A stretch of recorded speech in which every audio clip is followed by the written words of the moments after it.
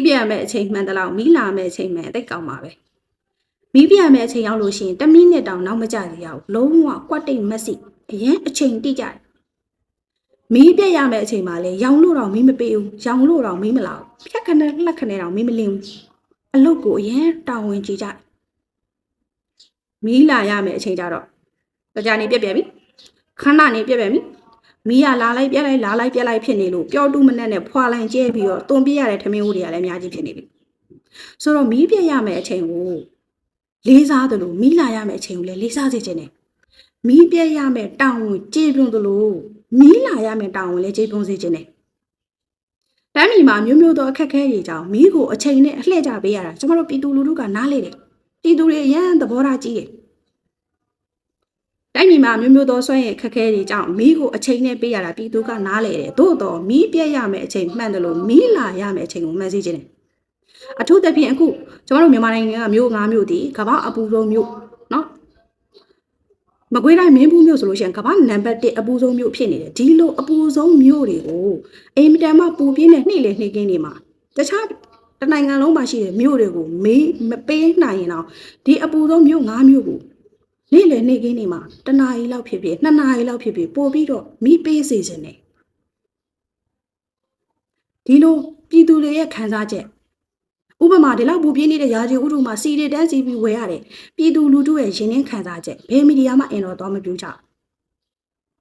ြနော်တချို့ဖြောပြရေးမီဒီယာတွေဆိုလို့ရှိရင်အတိုင်းရေးပြည်ကသူတို့နဲ့လာမှမအပ်ဆက်တဲ့အေးစစ်စစ်နေကြတယ်ကျွန်မဒီနေ့အဓိကပြောချင်တာလာရမီဒီယာဆိုတဲ့အကြောင်းကိုပြောချင်တာဖြောပြရေးမီဒီယာတွေဆိုလို့ရှိရင်လည်းဥပမာနန်းပွေဆန်ထောင်ကထွက်လာတယ်နန်းပွေဆန်ကိုထောင်တွင်းအတွေ့အကြုံတွေသွားမိတယ်ဒါဆိုရင်ပြည်တီယူတို့ဝိုင်းတို့လူမင်းတို့အိမ်သာကျော်စင်တို့ကိုနိုင်ငံတော်အစိုးရကစီသူဘွဲ့တွေပေးတယ်အလင်္ကာဘွဲ့တွေပေးတယ်ဘာလို့ခင်ဗျားတို့သွားပြီးအင်တာဗျူးကြတာလဲဟိုနိုင်ငံတော်ကိုချစ်တဲ့သတင်းမီဒီယာသမားတွေ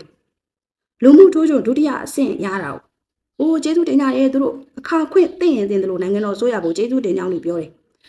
ဟိုမှာစီသူဘွဲ့ဦးကိုလိုင်းတို့ဒေါက်တာတီတာဦးတို့ ICJ မှာမြမအရေးသွားရောက်ဖြည့်ရှင်းတဲ့သူပြေးကောင်းတွေလည်းစီသူဘွဲ့လူမင်းတို့ပြည်တီဦးတို့အင်နာကျော်စင်တို့ဒီလည်းစီသူဘွဲ့တရန်းနေလည်းပေးတာအဲ့ဒီစီသူဘွဲ့ကြီးအလင်္ကာဘွဲ့ကြီးရတဲ့လူတွေရဲ့ပါဇက်ကတခါမှအစိုးရကိုကျေးဇူးတင်ပါတယ်လို့ထုတ်မပြောဘူးသူတို့ပေးလို့ဒါမကောင်းတဲ့လို့ယူရတဲ့အနေထားကြီးတွေဖြစ်နေတယ်ဒါမျိုးကြတော့ဘယ်မီဒီယာမှသွားပြီးအင်တာမပြူးကြဘူးဟိုမတော်မနဲ့ကွန်းရတဲ့မှဖင်တဘူးခါပြီးတော့ဖင်ကိုပြုတ်ထွက်မတဲ့လှုပ်ခါပြီးတက်တော်စော်တဲ့နာမည်ကြီးသွားတဲ့မီဒီယာတွေကသွားပြီးအင်တာဗျူးကြတယ်။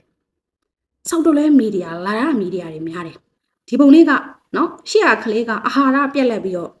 ့သေတော့မယ်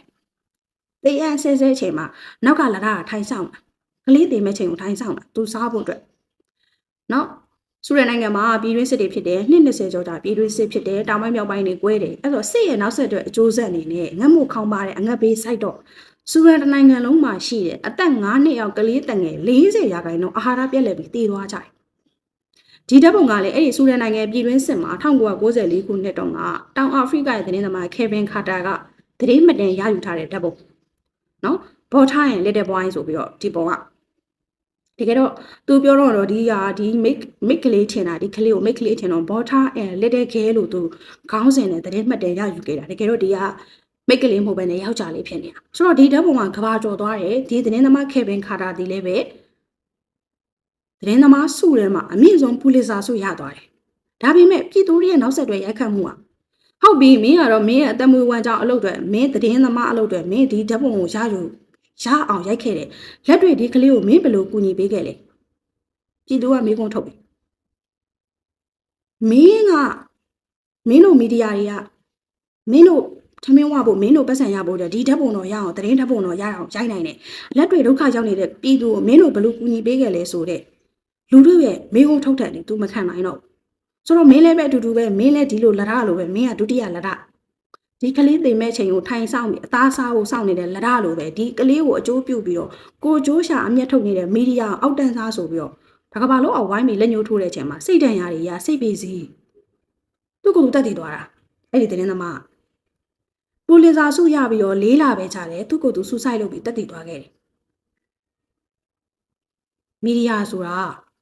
ကို့အသက်မွေးဝမ်းကြောင်းပညာတဲ့ဓာတ်ပုံရယုံနဲ့အင်တာဗျူးဖြေယုံနဲ့မလုံလောက်ဘူးလက်တွေ့ပြည်သူလူထုတွေကို ဘလို့ကူညီပေးနိုင်တယ်လေ public နဲ့ private ကြားထဲမှာမီဒီယာဒီပေါင်းကူးတရားဖြစ်တယ်စတုထမန်တိုင်းဖြစ်တယ်မီဒီယာတွေကနံပါတ်1ကအရေးချင်းပြီးဖို့လိုတယ်နံပါတ်2ကတိုင်းပြည်ကိုချက်တက်တဲ့စိတ်တက်ပြီးွားဖို့လိုတယ်အခုတော်တော်များများကနိုင်ငံရေးမီဒီယာတွေကလွဲရင်ကြံတဲ့ဖြော်ပြရေးမီဒီယာတွေကနိုင်ငံရေးဆိုတာတို့နဲ့လုံးဝမအပ်ဆက်တယ်လားအေးစစ်စစ်နေကြတယ်အဲ့ဒီလိုလရမီဒီယာတွေကိုပညာရေးဝန်ကြီးဌာနအနေနဲ့ကနံပါတ်1တိုင်းပြည်ကိုချက်တက်ဖို့နံပါတ်2